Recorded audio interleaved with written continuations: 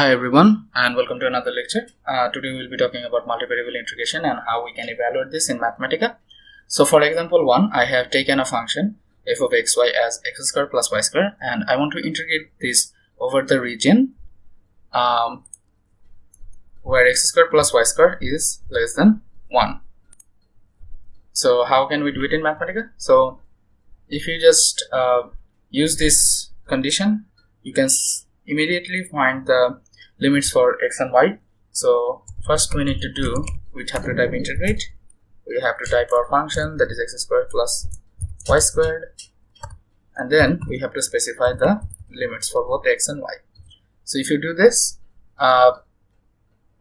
the range, or let's say the limits for x will be from -1 to 1, and for y it will be -1 minus x squared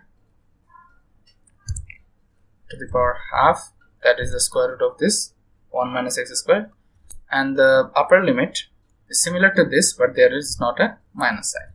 So let me just copy it and paste it over here, and let's try to see what Mathematica gives us. So we have to wait for a bit because this type of integrals are a bit lengthy, so Mathematica is just taking its time.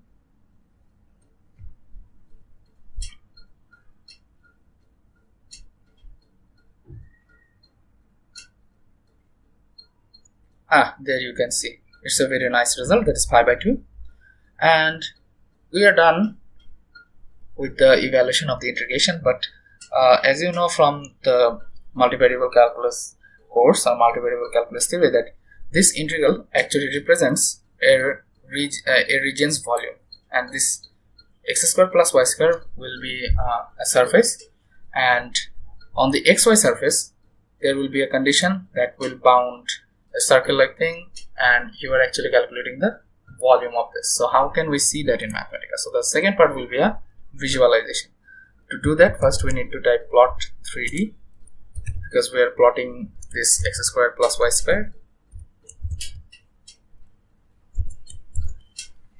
and let's take some limits from -2 to 2, let's say, or you know what, let's just take from -4 to 4. Similarly, I'm going to use the y limits from -4 to 4, and then if you shift enter this is our surface, that is the graph of the function x squared plus y squared, right? But we are integrating over a region like this, right? X squared plus y squared, which is less than 1. So what we want to do now is that we want to use something called a region function. If you type that, then you have to type function, then you have to give some arguments. In the function command, first you need to make a list, that is the list of the variables, and you put a comma, and then you put this restriction, plus y squared is less than 1, and inside over here what you have to do, you have to type x comma y comma z.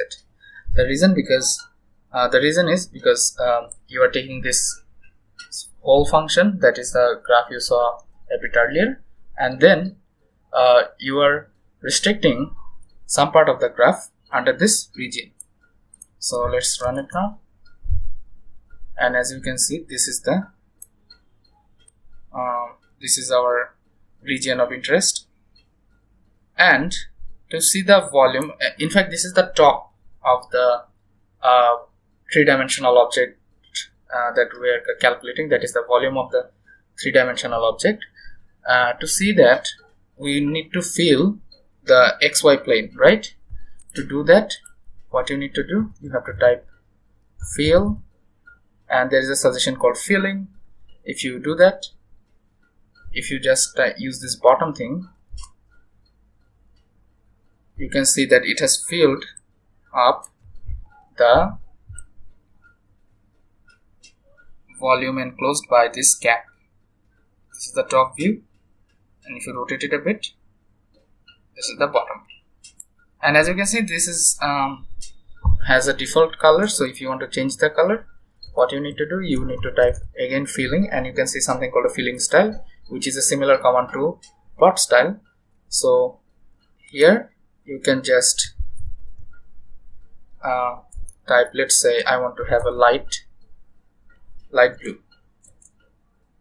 If I do that, you can see it has filled this region with a light blue color, like here. And this is how we can visualize this region, right? But there is another better way. So instead of light blue, let's say I want to take light green,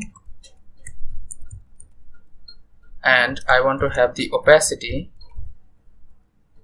to be, let's say, 0.1. If I do that,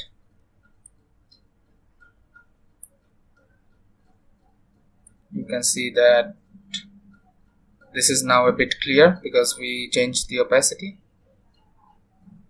And finally, what we want to do is that we want to see this circle, and we can that is the whole surface and this surface. So let's make this a variable, or let's say this is the region, and then instead of this opacity, let's just leave with the default value, that is the light green thing. We'll run it again so that Mathematica knows what is this region thing. Okay, so they're still giving me a light blue. So sometimes you have to face things like this, because as you can see, the picture is not moving very smoothly because it's taking a lot of computational resources. So it will always depend on how smooth you can run your code. And we want to have this graph over here with the previous one, that is the one we saw earlier. So I'll just copy this part so that I don't have to type again, and let's call it another variable. Let's say surface, SURFACE, surface equals, and I'll just do like this. And here you can do another thing, just so that things don't get really messy. Instead, I want to have another command called plot style. So what this plot style will do, let's take it to be red, for example. As you can see, the cap has been colored red and the other filling part is with blue. And if you run the surface command, you can see that this was the initial region and this is the volume we want to see. And now what I want to do, I want to view them together. That is, I want to type show, and I will just type surface, comma, region. Here order doesn't matter. What this show command will do, it will just superimpose these pictures. And as you can see here, this red part, this is the part we are actually integrating. And if I rotate this a bit, you can see that this is a very tiny portion. If you just make this picture a bit bigger, you can see that this is the part that's coming from that integration. So this is how Mathematica helps you to visualize your multiple integrals. That is, the surface was above the xy axis and you were integrating over here. Oops, sorry. And this is the volume you just calculated. So let's now take a look at another example. So let's call it example 2. And in this example, we are going to take another integral, and the integral is the following.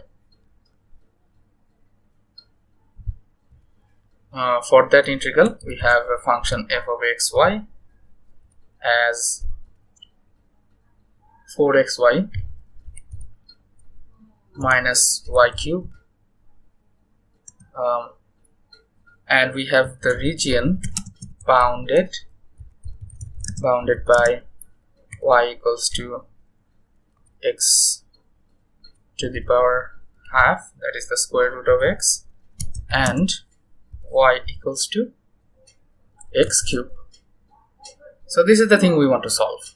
Alright, so for this kind of problem, the first thing you need to do is that you have to plot this y equals to square root of x and y equals to x to the power 3, and you have to see from the graph that which curve is bounded below and which is bounded above, and what are their intersections. So I'll try to demonstrate this by using plot. We want to plot it first to get clear idea about our region. So first I have to type x to the power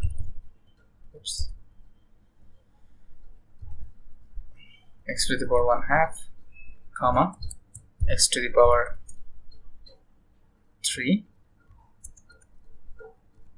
and then I want to take some range. Let's say I want to take range from x equals to, as you can see I'm not taking any minus, because if I take the x value to be negative, this square root over x will give some imaginary number, and for this plot it won't show anything. So let's start from 0, and let's say I want to stop it. If I do that, you can see that these two graphs they intersect around 1, right? So to make that portion a bit bigger, I want to change my interval, let's say 1.1, and this blue line will be this x to the power half, and this yellow line will be our x to the power 3. To make sure that you are not confused, you can always use plot style, and you can use a list. Let's say I want the first curve to be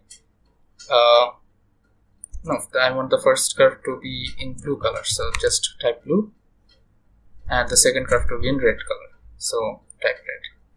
If you do that, now you are clearly sure that x to the power half is represented by this blue line, and the red line denotes the x cube curve. So the in between region, this is our region, and there is a nice way you can fill it out.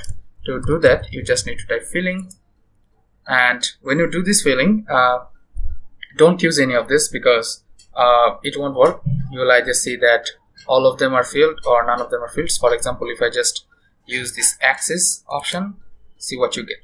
So what this axis option does is that it fills the area between the curve and the x-axis. So don't do that.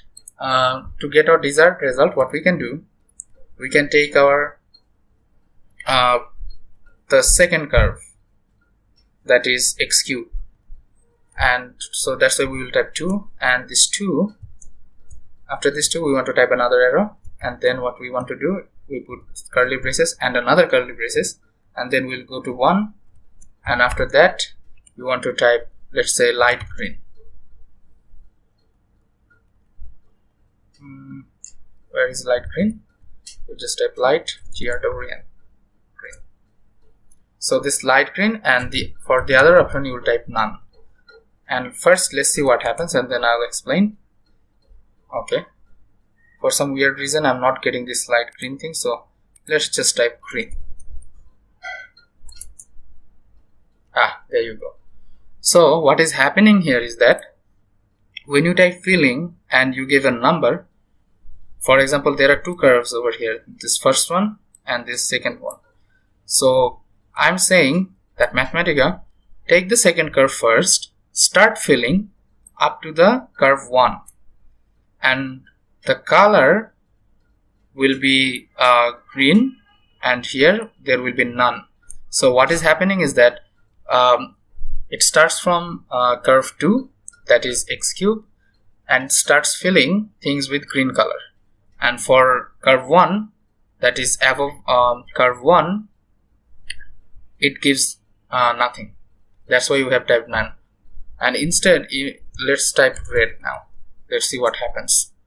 You can see that above this curve 1, that is above the blue line, it's now on red color. So we don't want that, that's why we have typed none, or you could have just typed white. So using none is more better.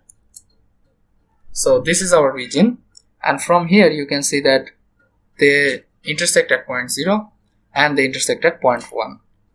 So again, if you just, instead of 1.1, you could type just 1, and you can see that they intersect at 1. So this will be our region for this function's integration. And now you can see the red curve, that is denoted by x cube, and the blue curve is x to the power half. So you can easily find the limits, that is for y, which one is below and which one is above. So what you need to do, you just need to type integrate. You type the function 4xy and minus y cubed. You can see that our x limits are 0 to 1, right? And our y limits are, it is bounded below with x cube and bounded above with square root over x. So we have to do this, and x to the power 1/2. If we do that, let's see what happens.